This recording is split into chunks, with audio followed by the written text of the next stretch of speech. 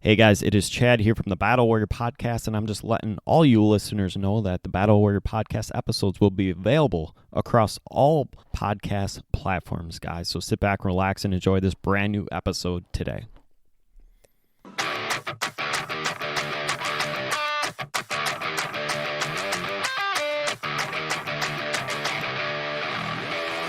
Feel the noise.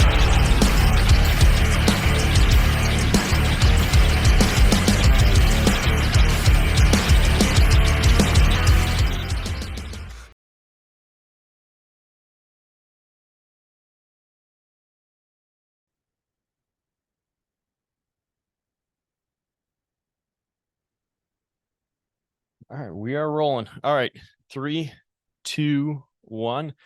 Hey, what's up, guys? Hey, it's Chad here with the Battle Warrior Podcast. We are back, and I'm going to say it this way. We are live in the executive suite. So the people that are listening to this understand where I'm currently recording right now. When you say executive suite, it's just a fancy name for where we're at recording here. So, yeah, we are back. We are rolling.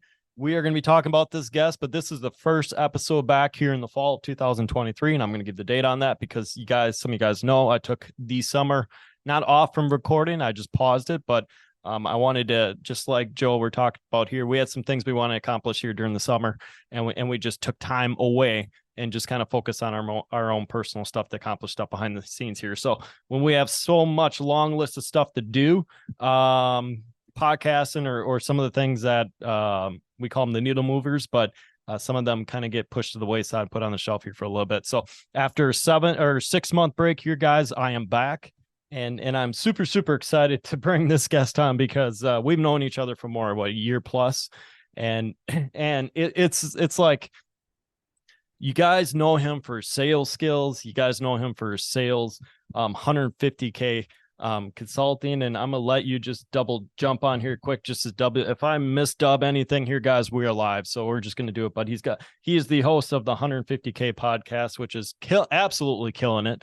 And I'm going to say you're a little bit further ahead on the episodes, but we are right at the same tier range. And, we're taking this day and we're just absolutely crushing it here. But the guest is Joe Graham. He's coming in from DFW here, guys. But the most important thing is we were talking about before recording, but like people know you for sales.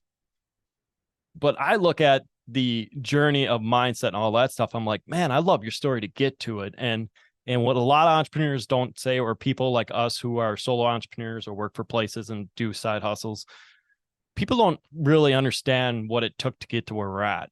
So I'm like, let's reverse and talk about the beginning to where you're going now. Yeah, for sure. And first and foremost, Chad, thanks for having me on the show. I love it. And some of the story people have heard, but we're going to go a little bit deeper today. So I grew up in the country, Midwest boy. You're supposed to go and get a job. You're supposed to marry your high school sweetheart. I married my youth group sweetheart, which is great. Been married 22 years. That part of the Midwest, I kept. Pretty much everything else I let go of. So I grew up on the wrong side of the tracks in the country. We were the poor family. We were on food stamps. We had to get our clothes from like yard sales. That was like a cool thing to do. If we bought new clothes, it was like Wrangler jeans from Walmart that didn't fit. We're not talking about the chic Wranglers that we have now. We're talking about the ones that would crunch if you're a man, you understand, crunch your stuff, and they're stupid tight and there was no fun. And like, I remember, because now people see me, they see the sales, they see the awards, and we can get into that. And they see me like in Hawaii, but I remember my mom putting a can on the table of tomato soup, not with milk. We couldn't even get milk, with water that we had to drink. Me and my 2 sisters got to drink. My parents just didn't even eat that day because that's just where we were at that time. And then I just began to grow, and I got the job. Like I said, I got married, was working for a company called Pfizer in their like management program. And all of a sudden they decided that they were going to downsize. Now this is crazy because here I am. I'm thinking, okay, cool. I'm working for a big company. I did the thing that they told me that I should do to be successful, and it wasn't there. And I literally fell into sales. So just getting to that point, I had to take a risk on myself, which a lot of people in that position could have just quit. I could have just went and gotten her a factory job. Michigan was full of factories. That's where I lived. But I decided, no, I wanted to do something better. I didn't want to just be the same and get into a place again and like 10 years down the road again, thinking they're going to move me up and they cut me. That's not fun. So I took a sales job, 100% commission sales job. I didn't know what I was getting into. I'll be flat honest with you. It's a job I got. I thought it was going to be like a little, I'm going to transition to do it. And guess what? I was not the superstar. I had to learn. I had to grow. I had to fail. My first ever talk or whatever presentation, and this is back when doing the flip chart because I'm an 18-year overnight success. I mean, I've been in sales for 18 years. This is when you have the flip charts. I looked at the guy and I'm selling gutters. First, you don't need a flip chart for gutters. You measure it. You tell them the price is good. Simple business. I didn't know this. I thought we had to do the whole Love Home Depot presentation. I looked at my manager because he's here with me, my first one. And I go, Charlie, I can't do this. And the guy looks at me and goes, Joe, you're doing good. I'm going to buy from Home Depot anyway. I like Home Depot. I just want the gutters. What's the price? And at that point, I realized, oh, it's not about me. But that was like my first foray into sales.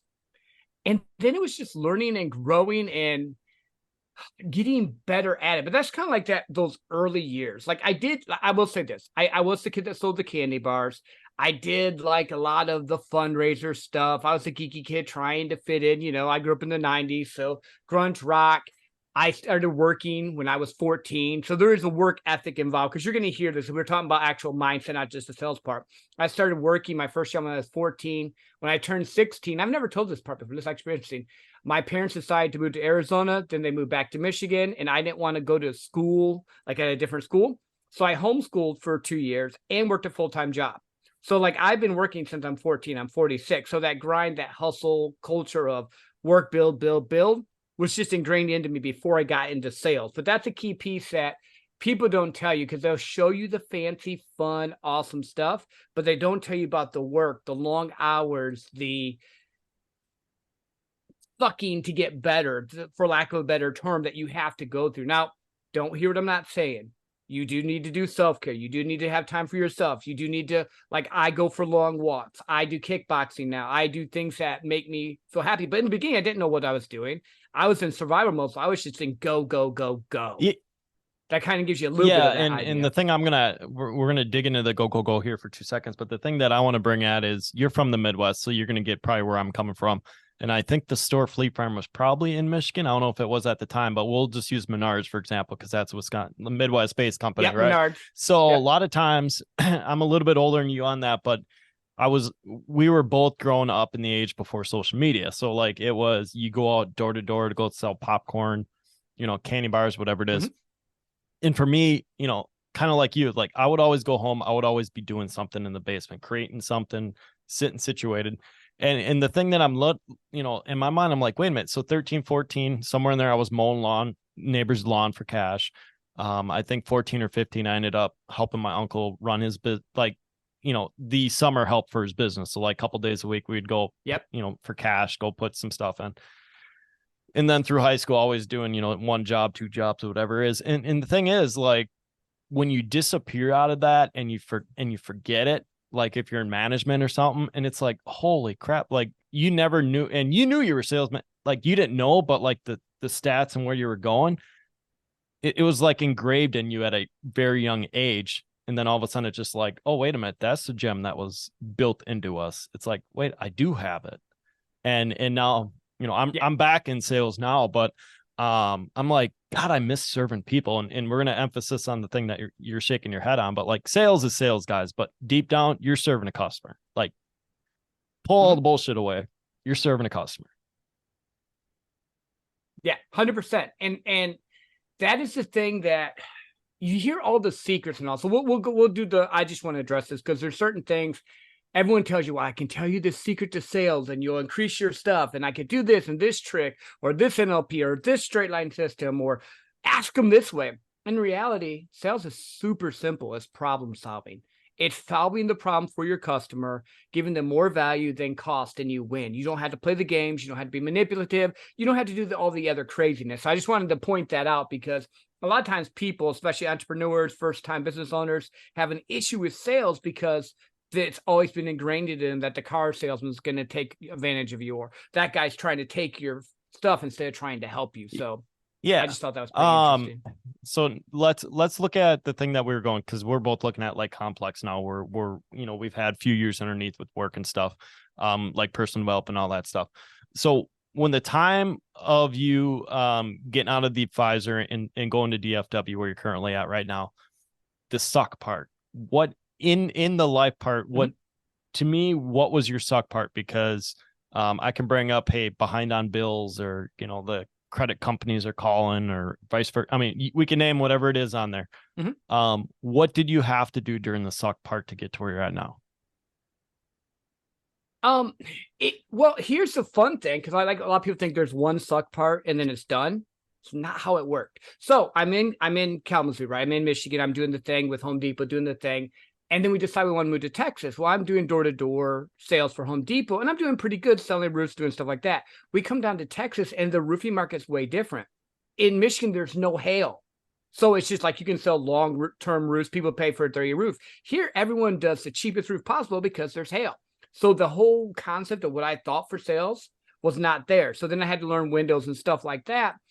Well, then I decided that I was going to change industries. And when you change industries, you don't start at where you were with the other industry. You have to learn all the nuances, all the stuff with that. And I went to one job, it didn't work out. Then I went and sold heavy equipment. Well, then that company got sold. Then I got into oil and gas and learned phone sales. So I'm learning new types of sales. So instead of face-to-face sales, Chad, now I'm talking to people over the phone. So wait, now I'm selling heavy equipment over the phones. New type of thing, right? Now, wait, I'm talking to the top 5% of income earners, selling them stuff. And I had to humble myself every time and find the top person there and learn, well, how do you do this sale? How do I connect with someone that's a multimillionaire that's going to invest money in something that may or may not work? And I'm doing that. And then morals and stuff come up, right? The wells weren't working. And the reason I'm telling you the story is that the wells weren't working. Well, once I realized I couldn't give them what I'm selling, I can't sell that way.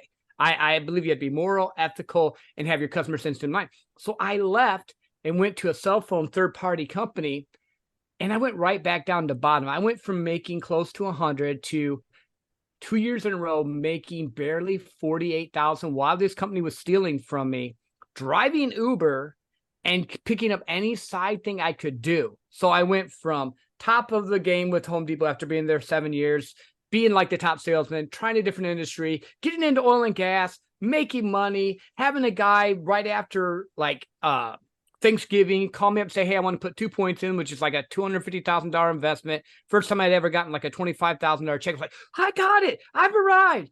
To selling cell phones, having them steal from me, and going from getting $25,000 checks to making $48,000 a year for a family of 5. It was like that whole, how do you come back from it? What do you do with it? You learn to find ways to push through. I started listening to podcasts. I started listening to YouTube. I started connecting with the right people.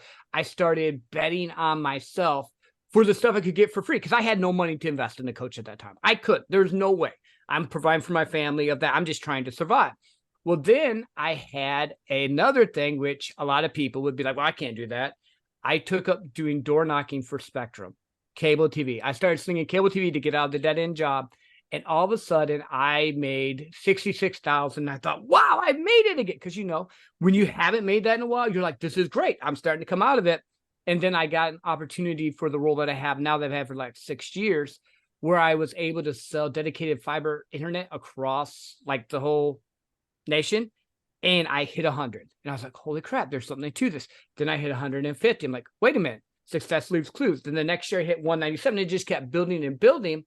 And I was like, oh, I finally got it figured out. But it was that whole process of going through the 10, 15 years before that, fell forward, complete, fell forward, complete. But the other thing I did was I never stopped learning or growing. So like I went on went to an event. The event wasn't that good. I invested money in it, but I met my really good friend, George Bryant, there, which revolutionized my life and got me to start the podcast, got me into sales coaching, got me to level up more, which opened up a network to people like you, Chad, to other people in, we're in the same circles. Yeah, you know I what know I'm exactly talking what about. you're talking about. So it was just that leveling up. So 2 things with it. One, no matter what you're doing, always try to find someone that can help you get better. In the beginning, YouTube University, it's free. Learn everything you can. When you get a chance to finally hire someone that will help you and can do well with it, but do it when you're at that level where you actually can do it and not hurt yourself. I know I'm a coach telling you, don't invest till you actually can afford to invest. I know I just broke all the guru rules because I'm one secret away, but I don't care. I want people to build their life and have a life that they love and not have the stress of, oh crap, how am I going to pay the bills? Or I'm not going to put this on a credit card. I'm not your guy. Well, and that's the thing that I'm talking about. I'm gonna go personal thing here, guys. So a lot of us, and he could contest to this because he's been in the industry, our industry, and we're gonna say, the podcasting, personal development, speaking, all that. There's so much that occurred the last couple of years to where this year is probably the year where finally all the trickling started occurring. So like everyone that ran hard the last 2-3 years, not say everyone, there's very successful ones that made it before like the COVID stuff, but our early starters like ourselves and stuff. If you took any risk or anything prior to the interest rate change, it's just money. I don't want to say money was flowing, but it was a lot more easier. And now, especially with the interest rate change, you're actually sitting down and going, and I'm using me for example, be like, okay, yes, I'm part of these groups. I love these groups. Now, where's the value coming from? Like, which group is the best to be in, which person is to follow. And it's not good or bad. Like the people in our circles be like, hey man, you got to do what you got to do personally. But you're looking at is where's the most value coming from? And that's the thing I'm going to be approaching next year. Not saying I'm leaving groups. I may be leaving groups. I might not be leaving circles, whatever it is.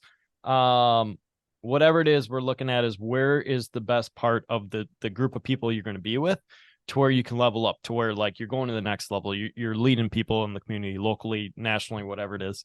Then the other big thing I'm looking at is, okay, hey, I know I'm going to need a coach, and it's not a want, it's a need. It's just a matter of, okay, when, like you said, when are you okay where you can like breathe and not getting a phone call from your, the bill guys or whatever it is. And you actually have a stash to where you'd be like, okay, hey, let's start investing back into myself. And you could contest this 101. Like sometimes you have to pay $500 to $1,000 to go to a 2, 3, 4 day, event. And what it is people don't understand, like the value in that event is not you. It is with you at the event, but the network of people, that the friends you meet and all that stuff, that side of it is priceless versus what the event is. Yeah, 100%. Events that I've gone to that have connected for me have been amazing. I'd say now because I've done 160 episodes I've dropped, but I'd say at least 100 of the 160 I met at events that I went to and connected with people. You get to talk face to face. Online's great, but what a lot of times I think people forget is, especially if you live in a bigger area or even a small one, your local network, your local community, because you can go to them and touch them face to face. And if you have a product or a service you can help them with, you can go get coffee with them. It's not going to cost you. You don't have to fly somewhere else. And it's just finding those connections. But connections matter more than anything else, because the event's great. You get the high from it. But I have most of my best friends are from events. And the coach I just hired, I met at an event and got to know him over a 2-year period before, actually almost 2.5-year period before I hired him. But there again, likability, trust. He's been doing a proven track record, and I know what I'm working on with him works. And it's just people come into your life for seasons. It's just depending on what you need at that time. And here's the other little secret, guys, and all the group people are going to hate me for this. If you network good, you don't have to join the groups. They just let you in because you become their friends and they network with you anyway. We're gonna chuckle. I'm a host. I'm gonna say no comment on that, but I know exactly what he means. With that is true, because once you start figuring out, and you are 100% correct, when you're in these networks and circles, success starts leaving clues. And you start looking at this group and you see, okay, hey, this person's part of this group and then you're like, wait a minute, he's a member in this group. He's a member in this group. He or she, we'll use a guy, for example. And then all of a sudden you're like, wait a minute, it's like the 12 different people in all these groups. It's the same people. And it's like, wait a minute. All right. So where do we need to go to kind of keep going down the pipeline? And nothing against anyone that has it, guys. Like, we are running how we are doing it and how they're setting it up, everyone's got a piece of the pie and everyone's doing everything correctly. So there's no like ill will towards anyone. Like everyone along, not say along the journey, or the people that are with it are all like, hey man, come on, join us, let's go. It's, we want you to succeed. And that's a number one thing. Especially I left the corporate position for another corporation, but that's the number one thing that do, like, you're around, like, those groups create a winning culture. You're at a place that creates a winning culture. I know for sure by your videos and what you're doing every day, you're around people that have a winning culture. I literally just entered a superior winning culture. They're like, hey, we have it. We want to protect it. Tell everyone straight out, like, the culture of that portion of, like, if you feel like you're in a dead end job or whatever, like, trust me, jump loop, get the hell out of there and go find a culture. Yeah, because culture matters. Like, you're going to spend most of your life doing some type of work, whether you own your own business, work for someone else, whatever you're doing, you're going to be around people. So choose your tribe. One group that I'm thought to be in, but I'm not in it, says they choose family by choice, right? It's one of those things where you find the right people to connect with and you're good. Like, I've developed the culture in my sales group and in my team because I'm there and I'm like the lead guy. So they follow what I do. But I learned it from hanging out with people that we know. I learned it from the Steve Sims of the world, the Kelly Cardenas of the world, the Brian Bogarts of the people that.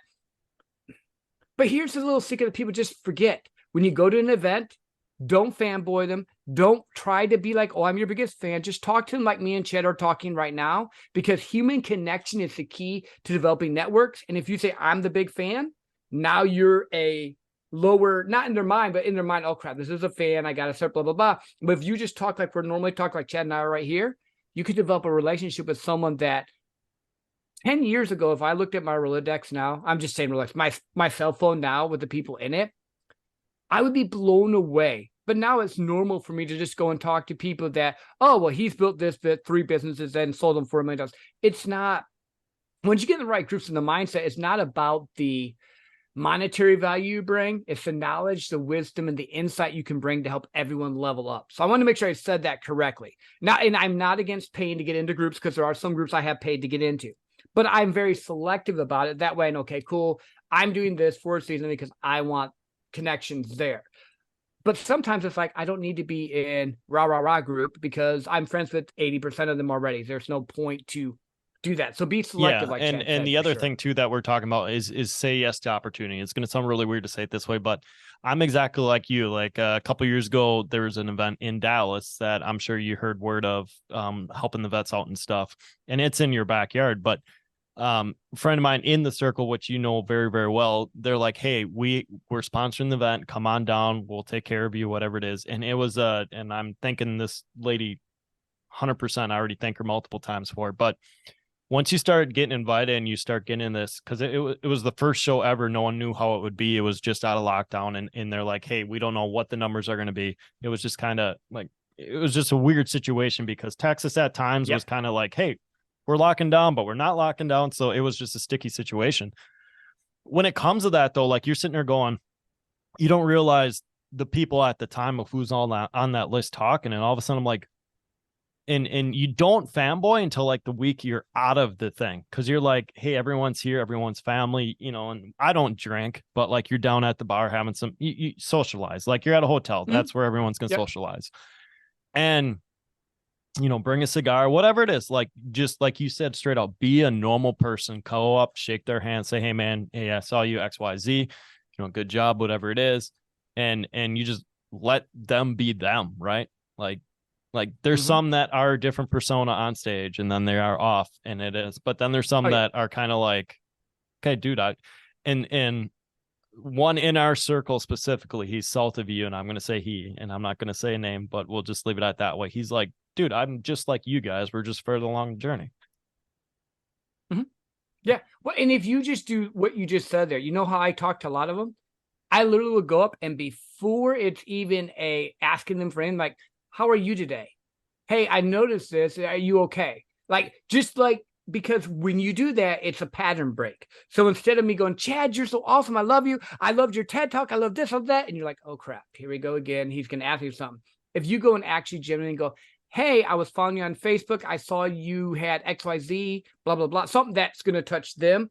Oh, you were in Montana? Dude, I love Montana. I love going to Whitefish. Find a common ground connection. All of a sudden, now it's human to human talking is like, oh, this is the cool dude. He's not asking me for anything. He's just wanting to talk. I was in a VIP room, and there was a guy there that spoke on a bunch of stage, and part of the thing of paying for the VIP is you could talk to him, and no one was talking to him. So I just went up and started talking to him just about life. We did the cordial, hey, I do this, you do this. He goes, oh, I've never heard that. That's cool because of the 150K podcast, step one, that whole thing. But then we started talking about real estate. We started talking about other stuff.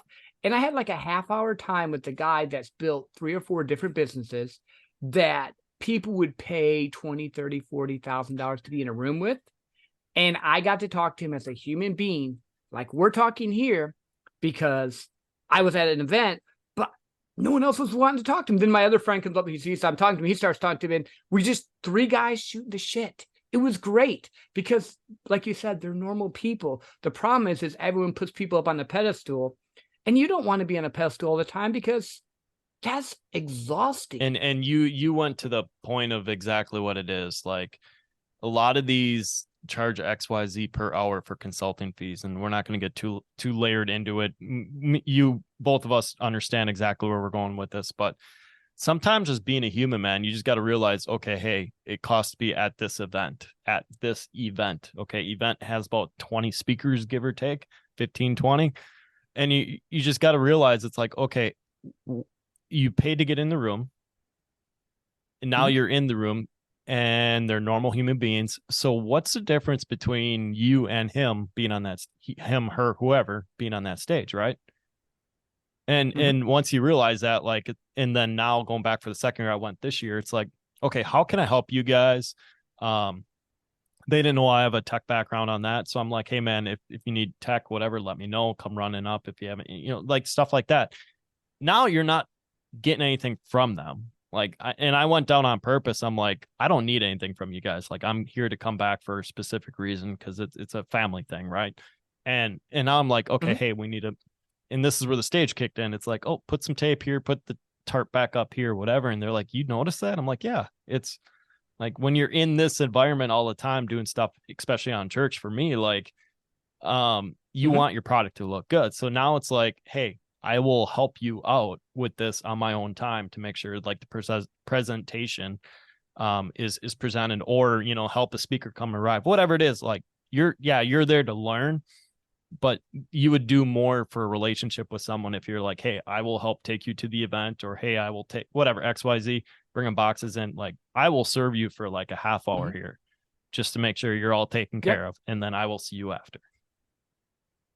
Yeah. And who will they remember? The person that said that they're fanboying, or the person that treated them like a genuine human?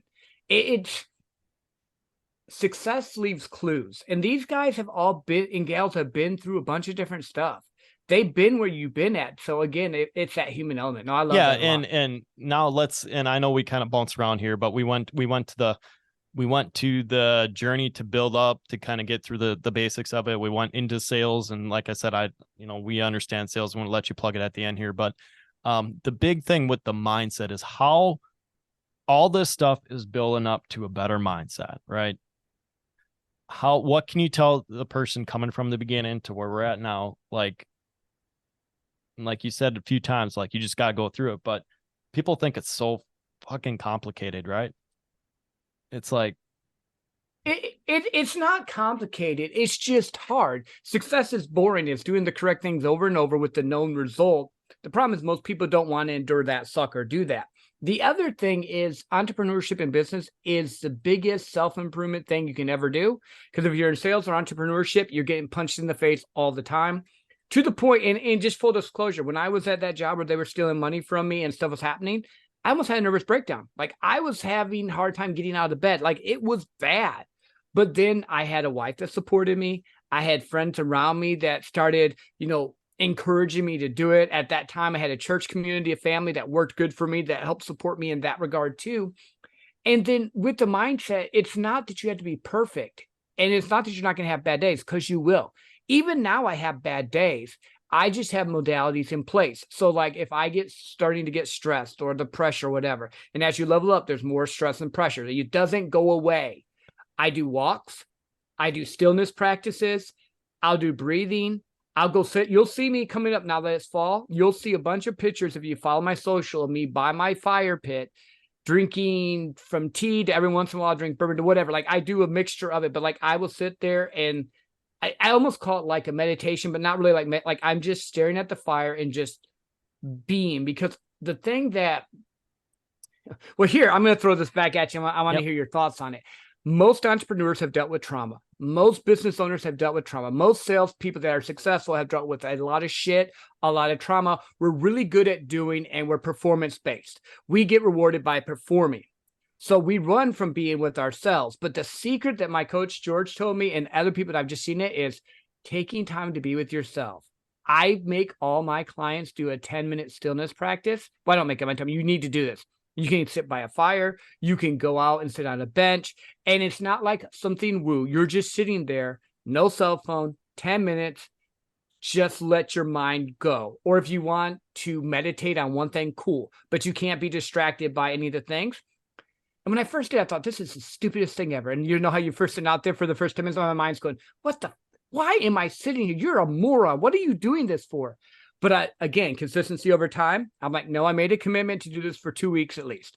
I did it for 2 weeks. By the time I got to the end of that 2-week period, I looked forward to it because it would just give me, I would start getting thoughts, downloads, whatever term you want to use, wisdom from God, however you want to frame that. I don't care. I started getting like insight. That's what I'm looking for on what I want to do with my business or my life or my health or that stuff, because we are so conditioned to be go, go, go, performance, enhanced performance, gimme, that we forget we're the secret sauce. Sales is sales. Business is business. There's systems, there's processes. But when you bring your unique genius to it, that's when it works. That's when you draw your clients. That's when you draw the people you need to do. But if you don't really know who you are, you're hiding behind a mask and all the trauma and all the stuff, you get in your head, you get it blocked up, you deal with it. And the other thing, and I know this will resonate with you too, high performers have substance abuse issues. Yes. So if you are having addiction,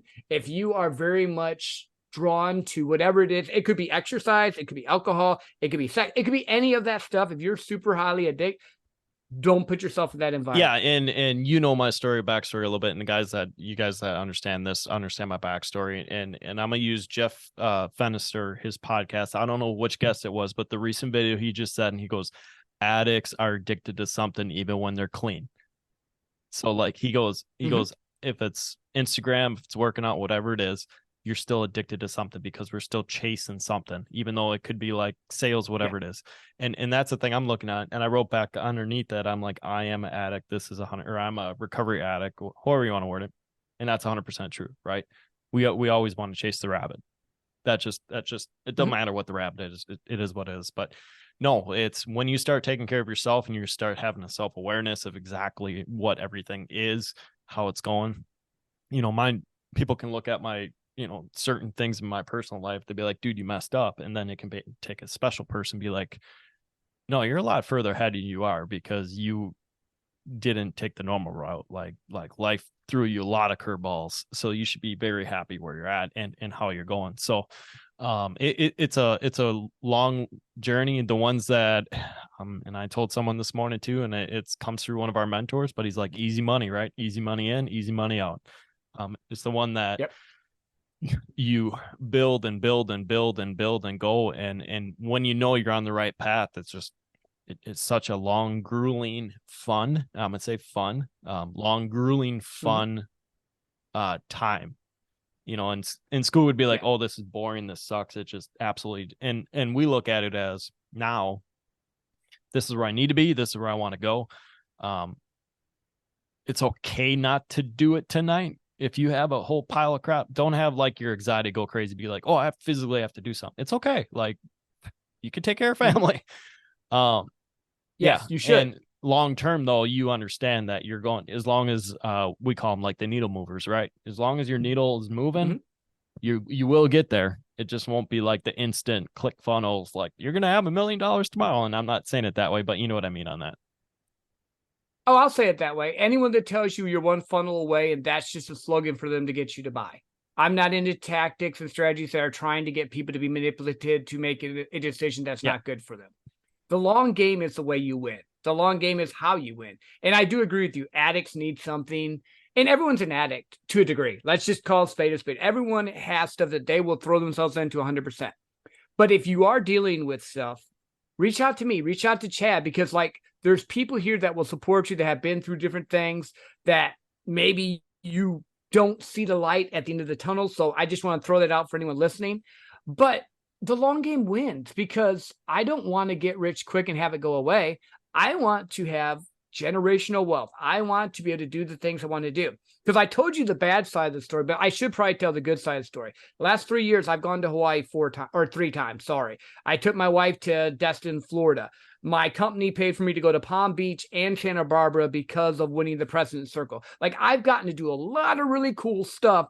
Plus, I went to events in Whitefish, Montana, Austin, all over. And I'm not saying this to brag, but I was telling you 10, 15 minutes ago, I was on welfare. I was doing food stamp. I'm driving Uber. I'm working hard. I don't know what I'm going to do. And now 6, 7 years later, everyone's like, Joe's a great success. He's the greatest salesman ever. And I'm sitting there going, you have no idea what I went through. You have no idea the thing it is. And it wasn't. And then here's the fun part. Then they say, can you teach me what you've learned over the past 18 years in one session?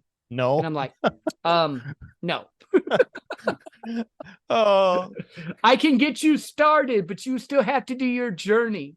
I can show you the map, but the map doesn't give you the jump free past goal, get to $2 million right off the bat. Oh, dude. I wish. And you said 18 plus years, 20 plus years. And I'm sitting looking back. I'm going to be 38 in March, and I'm halfway there now. We'll just say it that way. But I'm like, shit, it started back in high school of the journey of freaking trying to build up. And if you start looking, you don't need it. Okay, you can look back to connect the dots, guys. Don't look back at the analyze, because you will slip back into some of the ruts. But in general, like, you connect the dots. Like, wait a minute, my sales started back in high school.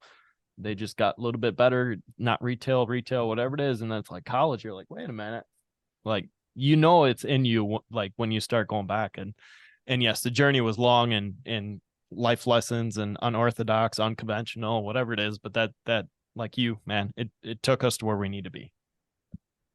Well, yeah. And I'm 46. So when I say 18 years, I've been 18 years in sales. I've been trying to get better, grow, learn since I was young. So 46 years of heartbreak, up and down, craziness, you name it. But I believe that there's a purpose for it. I believe God's going to direct you to where you need to be. The universe, it's going to get you to the part where you need to be. You just need to get around the right people that will help you and understand that you are worth it. You do have abilities and talents that no one else has, and you don't have to be someone else. The secret sauce is this. I can never be Chad. Chad can never be me. But we both can help who we're supposed to help if we're authentically us. Exactly. Well, that's going to lead it and end it and transition to here, man. And it's been, like I said, almost 6 months when I've been doing this, but I'm gonna give you a couple minutes here to brag about exactly where everyone can find you and your websites and stuff here. But I appreciate it, man. I've been friends with you for almost 2+ years, and it's been amazing.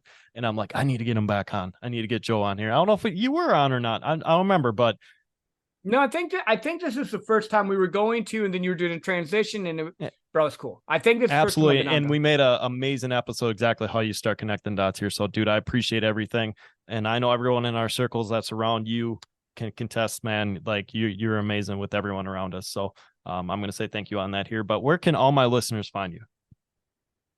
Yeah, well, it's pretty easy. So I have a website. It's called 150kconsulting.com. If you hear the pug barking, he got excited, I guess, because I was talking about it.